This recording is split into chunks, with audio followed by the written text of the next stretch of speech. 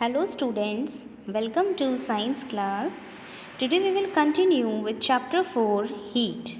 In our previous video students we have discussed about the methods of transfer of heat.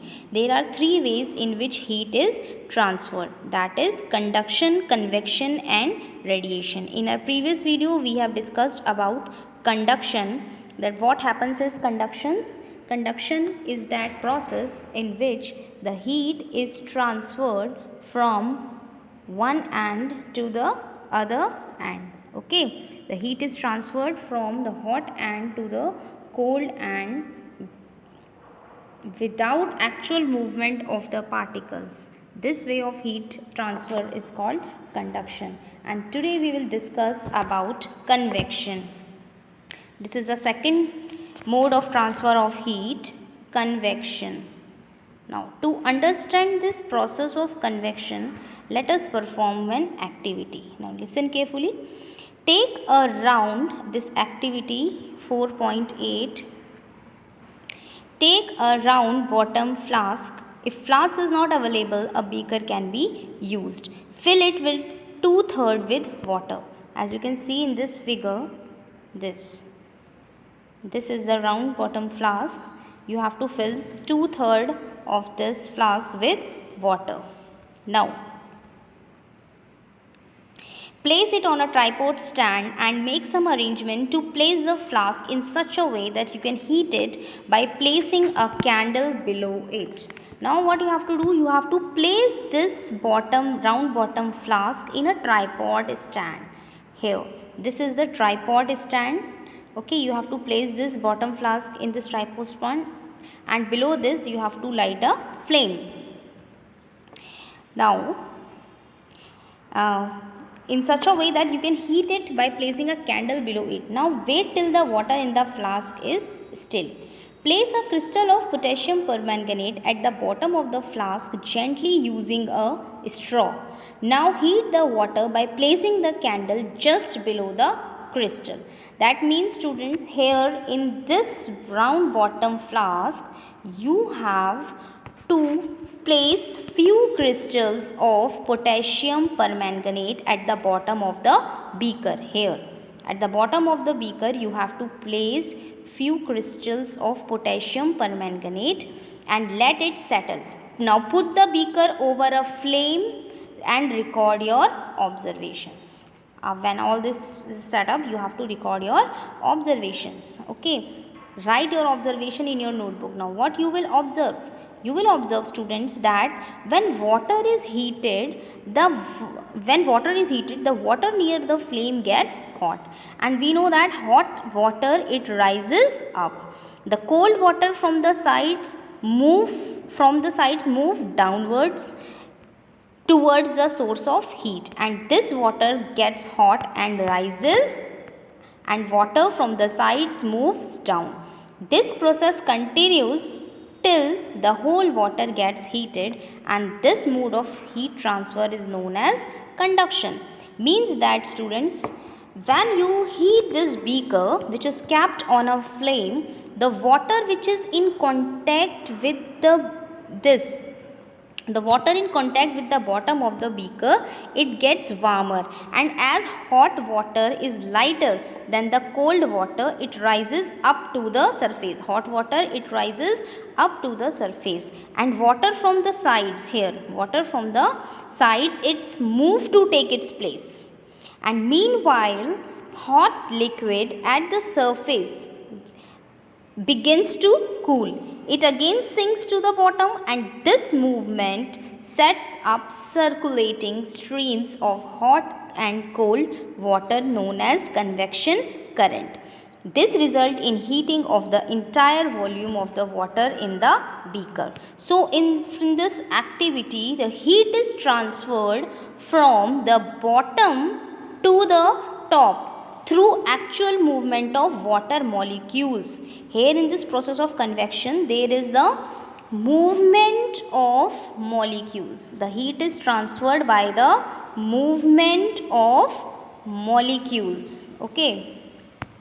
And this method in which the heat is transferred by the actual movement of particles of a substance is called convection. Okay, in conduction the heat is transferred from hot end to the cold end without the movement of particles, but in convection the heat is transferred by the actual movement of the particles of a substance. So this process is known as convection. This method of heat transfer equals in liquid and gases. It is because in liquids and gases the molecules are less densely packed and are free to move. Okay. Now students, there is one more activity, that is 4.9. In this activity you have to light a candle and keep one hand above the flame and one hand on the side of the flame. As you can see in this diagram, this is candle. Okay, this is candle. One hand you have kept just above this candle flame and one hand you have kept at the side of the flame. Do your hands feel equally hot? If not, which hand feels hotter and why? Again the same phenomena, beta. You notice that towards the top the air gets heated by the convection. Therefore, the hands above the flame here, this hand will feel more hot. Why so? Because towards the top the air gets heated by convection and therefore the hand above the flame feels hot on the sides. However, there is no convection and air does not feel as hot as the top. Now students, will move towards the next topic, that is sea breeze and land breeze. Okay, sea breeze and land breeze. This is very important topic. We know that beta, the people living in the coastal areas experience an interesting phenomenon. During the day, the land gets heated faster than the water. The air over the land becomes hotter and rises up. The cooler air from the sea rushes in towards the land to take its place. The warmer air from the land moves towards the sea to complete the cycle, and the air from the sea is called the sea breeze. To understand this, just beta see this diagram here. This is the diagram of sea breeze and land breeze. First we will discuss about the sea breeze. What happens is that beta, during this daytime, see here, during the daytime beta, we know that land heats up much faster than the sea water. This is land here, this is land and this is sea. Now what happens is, during the daytime, this land, it gets heated up faster as compared to the sea water. So the air above the land surface, it gets warmer and rises up. Here the air above the land, it gets warmer and rises up. And now what happens, when the air above the land, it rises up, then the cooler air above the sea, it will rush towards the land to take its place.